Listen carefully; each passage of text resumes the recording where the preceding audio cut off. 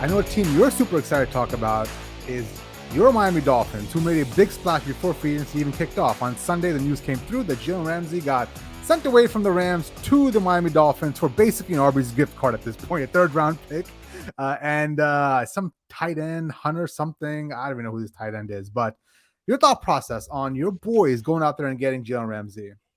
I mean, they had to address the cornerback situation because Byron Jones is not going to be on that roster anymore. Xavier Howard has been dinged up last year, and he's got a bit of an albatross of a contract right now.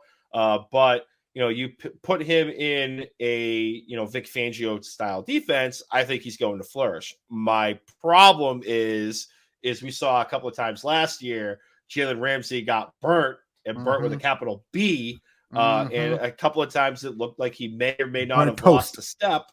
So, I mean, unless Vic is going to scheme his way to, protect Jalen Ramsey in some sense, I think this would work out. Jay, but honestly, my issue is like I said, like he looked like he was getting burnt out there a lot.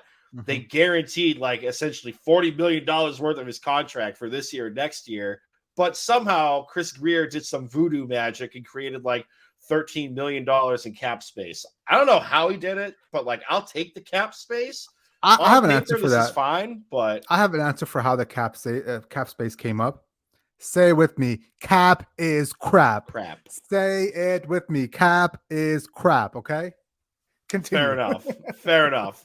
But I mean, they had to address the quarterback situation. Jay, we were talking about it offline.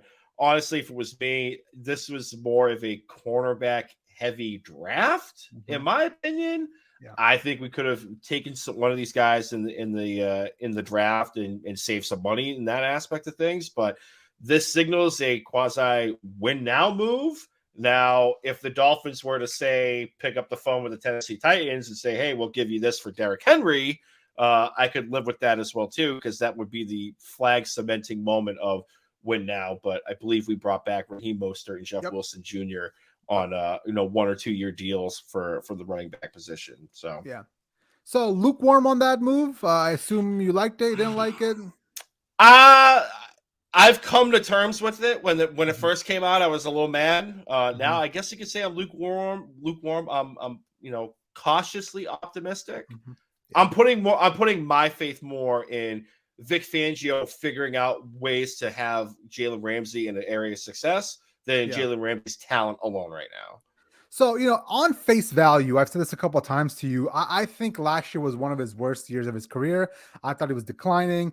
I've seen quarterbacks go at him. I'll never forget this last year. Like quarterbacks were actually going to him on his side of the field. So, on face value, it looks as if Jalen Ramsey is declining. However, some of the more smarter people than I am, the PFF people that break down all this film, they've come out the last couple of days saying that Jalen Ramsey wasn't as bad as it looks last year. There's a certain scheme and coverage they played last year that wasn't really conducive to his abilities, and B, that defense itself was not the best, right? So I think there's some hope. I think there's some hope that Vic Fangio can squeeze the last few ounces of greatness out of Jalen Ramsey, and I think he will have a good year, especially being protected in that defense. It's key with a Jalen Ramsey type of cornerback. He's not Darrelle Revis. He's not going to be one of those guys that you just put on one corner and he just locks that side of the field down. He's more of a zone coverage corner that's going to thrive in a system where you've got great pressure up front, you've got good help on the back end.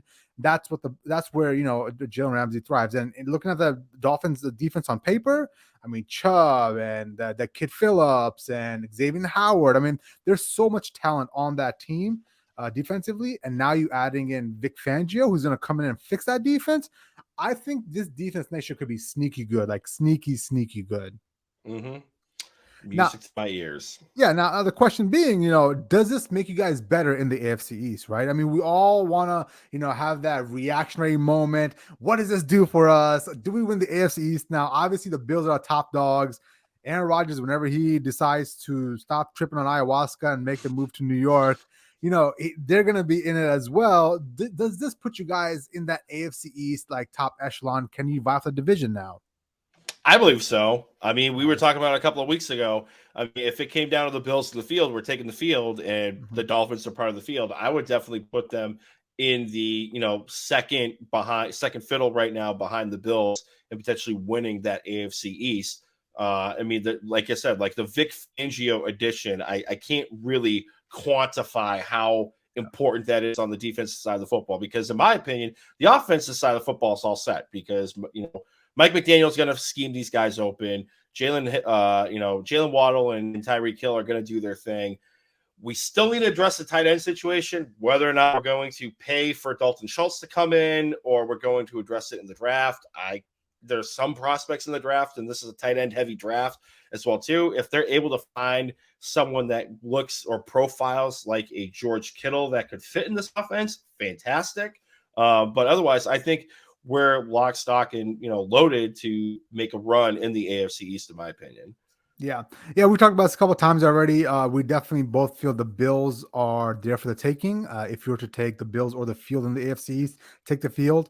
And I do believe teams like the Jets and the Miami Dolphins are going to make some serious noise next year. Some serious noise.